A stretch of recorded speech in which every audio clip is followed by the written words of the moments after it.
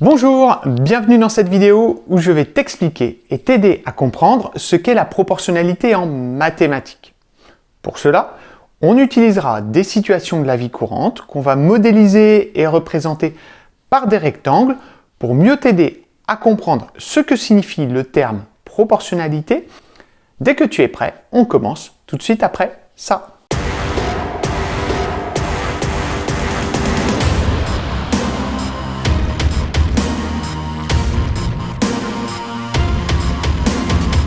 Tout d'abord, ce qui va être important, c'est de comprendre qu'on ne parle de proportionnalité que lorsque nous avons deux grandeurs. Lorsqu'on parle de proportionnalité, cela signifie qu'on a une relation, un lien qui existe entre ces deux grandeurs. Prenons par exemple, pour illustrer cela, une boîte de bonbons et son prix. La première grandeur va être le nombre de boîtes de bonbons que je vais acheter, 1, 2, 3 ou 4. Et la seconde grandeur va être le prix que je paye. Il y a bien une relation entre ces deux grandeurs. Si je change le nombre de boîtes que j'achète, le prix va changer. Prenons un deuxième exemple avec des œufs. Il est indiqué sur une boîte de 6 œufs qu'elle pèse 288 grammes. Les deux grandeurs ici sont le nombre d'œufs, ici 6, et la masse des œufs, 288 grammes. Il va y avoir une relation, un lien entre ces deux grandeurs, le nombre d'œufs et leur masse. Si je prends plus d'œufs, la masse va changer, va augmenter. Si je prends moins d'œufs, la masse va diminuer. Donc, première étape, pour la proportionnalité, il nous faut absolument deux grandeurs. C'est très important que tu retiennes ceci. Maintenant, pour que tu comprennes ce que signifie le mot proportionnalité, la notion de proportionnalité, nous allons prendre la situation suivante. En recherchant sur Internet, on peut trouver que la vitesse moyenne de déplacement d'un escargot est d'environ 10 cm en 12 minutes. Première question, d'après toi, parmi la liste que je te donne, quelles seraient les deux grandeurs en question ici ? Effectivement, ici, les deux grandeurs en jeu sont la distance qui est exprimée en centimètres et la deuxième grandeur, le temps exprimé en minutes. Je vais représenter cette situation par deux rectangles identiques. Le premier rectangle ici que je trace en orange, qui a une longueur de 10 cm, va représenter la distance que parcourt l'escargot. Je vais faire un second rectangle de la même taille, ici en bleu, qui va représenter le temps que met l'escargot, 12 minutes, pour parcourir les 10 cm. J'ai donc ma situation qui est représentée par ces deux rectangles. Le rectangle orange, les 10 cm que parcourt l'escargot en 12 minutes, représenté par le rectangle bleu. Dans cette situation, l'escargot allant toujours à la même vitesse, on dit qu'il y a proportionnalité entre le temps et la distance qu'il parcourt. Eh bien, qu'est-ce que cela signifie ?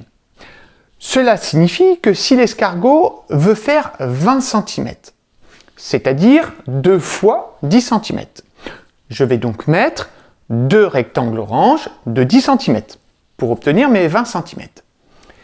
Eh bien, pour trouver le temps qu'il va parcourir, je vais devoir utiliser alors deux rectangles bleus, puisque à chaque fois, un rectangle bleu de 12 minutes correspond à 10 cm. Je dois donc mettre deux rectangles bleus de 12 minutes. Donc, si tu observes ce schéma, tu comprends que l'escargot va mettre 2 fois 12 minutes, soit 24 minutes, pour faire 20 cm. Au niveau mathématique, ce qu'on peut observer pour comprendre la proportionnalité, c'est que si j'ai multiplié ma première grandeur, ici la distance, j'ai multiplié mes 10 cm par 2. Eh bien, j'ai dû faire la même chose sur la deuxième grandeur, le temps. Les 12 minutes, j'ai dû les multiplier par 2. Donc, la règle mathématique est la suivante, c'est que si je multiplie une grandeur par un certain nombre, ici 2, l'autre grandeur doit être multipliée par le même nombre. C'est ça la proportionnalité. Alors, repartons de notre situation initiale pour un autre exemple. Je reprends mon rectangle orange de 10 cm qui correspond à mon rectangle bleu de 12 minutes, le temps que met l'escargot pour parcourir les 10 cm. D'après toi, combien de temps lui faudrait-il pour parcourir 30 cm? Ici, pour faire 30 cm, je vais donc avoir besoin de prendre 3 rectangles orange de 10 cm, comme cela. Et donc, en dessous de chaque rectangle, je vais faire correspondre le temps que met l'escargot. Un premier rectangle bleu de 12 minutes, un second rectangle bleu de 12 minutes, et enfin un troisième rectangle bleu de 12 minutes. On remarque donc, pour faire ces 30 cm, 3 fois 10 cm, que l'escargot va devoir mettre 3 fois 12 minutes. 3 fois 12 égale 36. Donc, pour faire 30 cm, il mettra 36 minutes. On observe alors la même règle que précédemment. Je suis parti de ma situation initiale de 10 cm. J'ai multiplié la première grandeur par 3 pour obtenir 30 cm.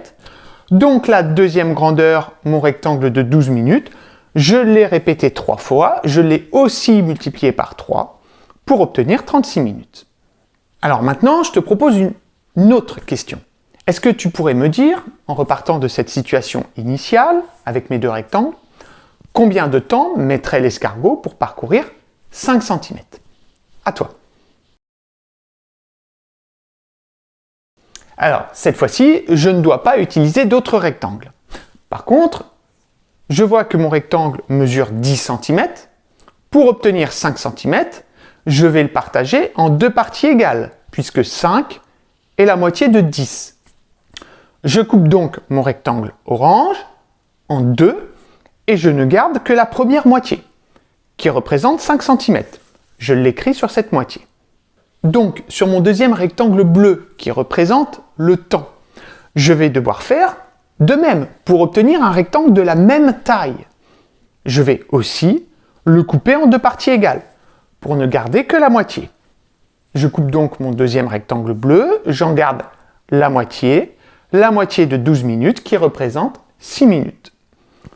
On a donc bien nos deux rectangles de même taille, ce qui signifie que pour parcourir 5 cm, l'escargot aura mis 6 minutes. La règle mathématique est donc toujours la même. Cette fois-ci, non pas parce qu'on a multiplié, mais parce qu'on a divisé. Si on divise la première grandeur par un nombre, ici on l'a divisé par 2 pour prendre la moitié, eh bien la deuxième grandeur, ici le temps, j'ai dû aussi le partager en deux et prendre la moitié. Donc, si je divise une grandeur par un certain nombre, je dois faire la même opération sur la deuxième grandeur. Voilà la règle de calcul dans une situation de proportionnalité.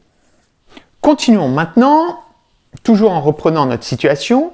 Est-ce que tu pourrais me dire combien de temps mettrait un escargot pour parcourir 15 cm? À toi. Cette fois-ci, pour résoudre ce problème, il y a plusieurs solutions possibles. Tu verras que dans des situations de proportionnalité, on peut trouver le résultat de différents calculs. Ici, je vais utiliser les résultats précédents. Comment est-ce que je fais pour obtenir 15 cm? Qu'est-ce que va faire l'escargot?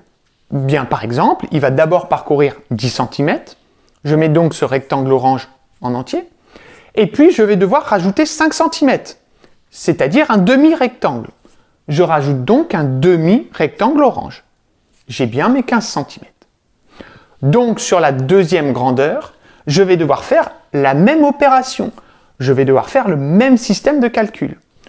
Je prends donc un rectangle bleu entier de 12 minutes, que je mets en dessous les 10 cm, comme ceci, et je rajoute un demi-rectangle bleu, celui de tout à l'heure, que je mets en dessous le rectangle orange, c'est-à-dire, je rajoute mes 6 minutes. Donc, tu vois bien que pour faire 15 cm, 10 cm plus 5 cm, je dois prendre 12 minutes plus 6 minutes, soit au total 18 minutes. Donc l'escargot parcourt les 15 cm en 18 minutes. Ce que je te propose de retenir de cette première partie de la vidéo, qui me semble très important pour t'aider à comprendre la proportionnalité, c'est que dans n'importe quelle situation de proportionnalité que tu auras. Tu pourras utiliser des rectangles comme nous avons fait ici.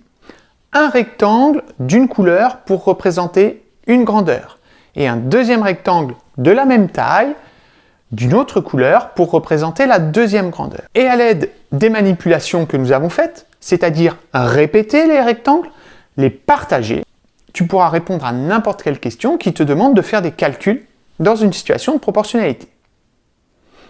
Et je te rappelle la règle mathématique qui est associée à tout ce que nous avons fait au niveau manipulation, c'est la règle suivante.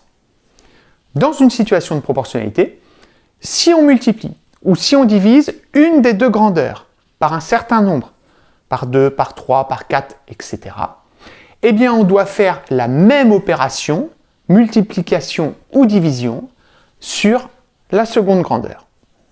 Alors, pour terminer, très important, c'est que tous les résultats que nous venons d'obtenir, en fait, nous allons pouvoir les présenter dans un tableau qu'on va appeler tableau de proportionnalité. Ce tableau, il va contenir deux lignes. Une ligne pour chaque grandeur.